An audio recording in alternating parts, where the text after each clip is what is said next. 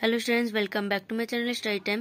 আজকে আমি ক্লাস 8-এ নেক্টার অফ ইংলিশ গ্রামার বুকে যে ডাফ এন্ড ডাটের তুলসী প্রকাশনী বইটি রয়েছে তার অ্যাক্টিভিটিস সলভ করাবো। আজকে আমি তোমাদের ট্রান্সফরমেশন অর্থাৎ পেজ নাম্বার 172-এ যে ট্রান্সফরমেশন বাকি ছিল তোমাদের অ্যাডভার্বিয়াল ক্লজ সেটা কমপ্লিট করাবো এবং তোমাদের একটা আমি আনসিন প্যাসেজ আজকে করাবো। 378 পেজে রয়েছে, যেটা 378 পেজে যে আনসিনটি রয়েছে সেটি, এবং 172-তে যে ট্রান্সফরমেশন রয়েছে অ্যাডভার্বিয়াল ক্লজের সেটাও সলভ করাবো। তো চলো ভিডিওটা স্টার্ট করা যাক।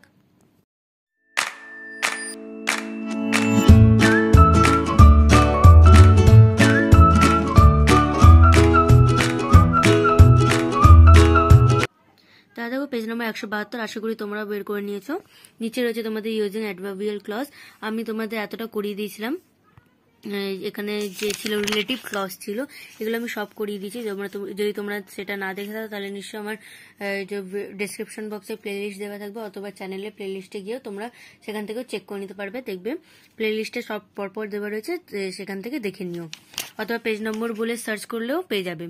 ঠিক আছে, তা দেখো ইউজিং অ্যাডভার্বিয়াল ক্লজ আজকে করাবো, এবং এর ঠিক পরের পেজে যেগুলো রয়েছে সিম্পল টু কম্পাউন্ড এগুলো আমি কমপ্লিট করিয়ে দিয়েছিলাম। এসব কমপ্লিট হয়ে গেছে আমার, এতটা আমি কমপ্লিট করিয়েছিলাম। দেন কমপ্লিট টু কম্পাউন্ড বাকি রয়েছে, যদি তোমাদের লাগে নিশ্চয়ই আমি কমেন্ট করে জানাবে, তাহলে আমি সেটাও কমপ্লিট করিয়ে দেবো। তো আজকে আমি অ্যাডভার্বিয়াল ক্লজ করাবো, অর্থাৎ সিম্পল টু কমপ্লেক্স সেন্টেন্স করাবো।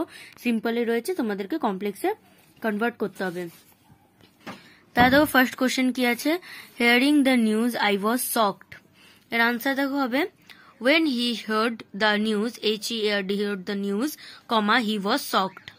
ঠিক আছে, when he heard the news he was shocked. Number 2, the king rewarded them for their obedience. তাহলে the king rewarded them because their obedience. ঠিক আছে,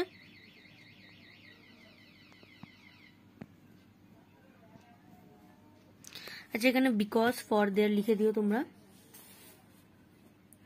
কারণ তাদের অবিডিয়েন্স অর্থাৎ আনুগত্যের জন্য। নেক্সট দেখো number 3, she was too stupid to understand this. She was so stupid that she could not understand. আচ্ছা দিসটা লিখে দেবে, she was so stupid that she could not understand this. Next দেখো number 4, in spite of his poverty he gave his sons proper education. poverty মানে হচ্ছে মানে দরিদ্র বলছে। though he is poor he is happy. Sorry happy না, এখানে একটু ভুল করেছি। he gave his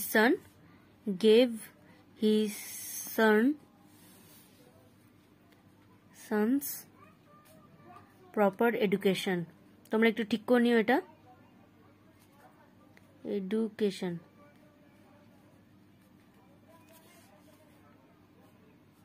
Okay, education, education. Though he is poor he gave his sons proper education. Number 5, he went to Delhi to meet the minister. As he meet the minister he went to Delhi. As he met the minister he went to Delhi. Number 6, despite her weakness she kept on walking. Though she was weak she kept on walking.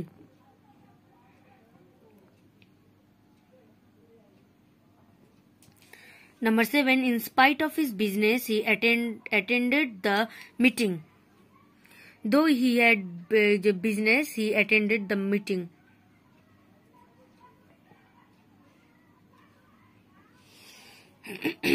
Sorry, next দেখো number 8, seeing the bear he climbed up এটা climbed হবে CLIMBED, climbed up a tree মানে ট্রির ওপর চড়ে গেছিল। CLIMBED climbed হবে, হ্যাঁ climb পিটা হবে না। Next when he saw bear comma he climbed up a tree.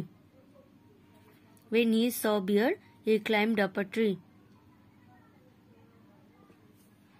Number 9, I could not call you for my business. I could not call you because for my business. Number 10, the man was too old to carry the load. The man was so old that he could not carry the load.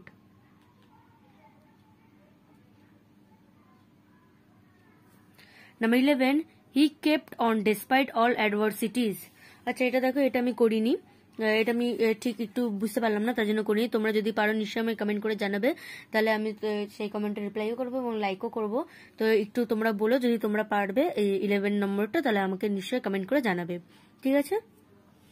Number 12 দেখো, we could not have done this without your corporation. We could not have done this because for your